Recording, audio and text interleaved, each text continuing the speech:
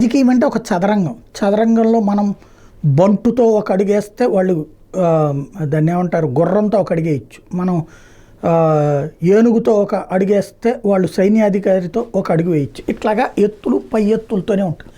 అట్లాగే ఇప్పుడు పార్లమెంట్ సెషన్స్లో కూడా అమెరికాలో అదానీ మీద పెట్టినటువంటి కోర్టులో వేసిన కేసుని బేస్ చేసుకుని భారత్లో దాని మీద డిబేట్ చేయాలన్నటువంటి ఎత్తుగడ వీళ్ళు వేశారు. మోడీ టీం వేసింది, మోడీకి వ్యతిరేక టీం వేసింది, ప్రతిపక్షాలని వేసింది.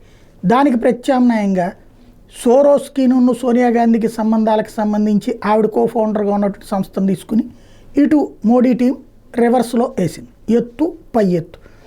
అట్లాగే పార్లమెంటు సమావేశాలను స్తంభింప చేయడానికి కాంగ్రెస్ ప్రయత్నిస్తే రాజ్యాంగం మీద చర్చని ఇటు బీజేపీ ముందుకు తీసుకొచ్చింది. ఎప్పుడైతే రాజ్యాంగం మీద చర్చ అన్న తర్వాత ఆటోమేటిక్గా సచ్చినట్టు కూర్చోవాలి. 2 రోజులు పడింది, 75 ఏళ్ళు స్వతంత్ర భారతదేశంలో రాజ్యాంగం స్టార్ట్ అయ్యి. కాబట్టి ఇప్పుడు దాంట్లో కూర్చోకపోతే ఇప్పుడు లేదు, బయట మాట్లాడే మాటలన్నిటికీ ఒక ఎత్తు, సభలో మాట్లాడాలి, సభలో కౌంటర్ నడుస్తుంది. తద్వారా ఇప్పుడు తప్పనిసరిగా కూర్చునే పరిస్థితి సృష్టించారు. ఎత్తులు పై ఎత్తులతోనే నడుస్తుంటాయి అంతా.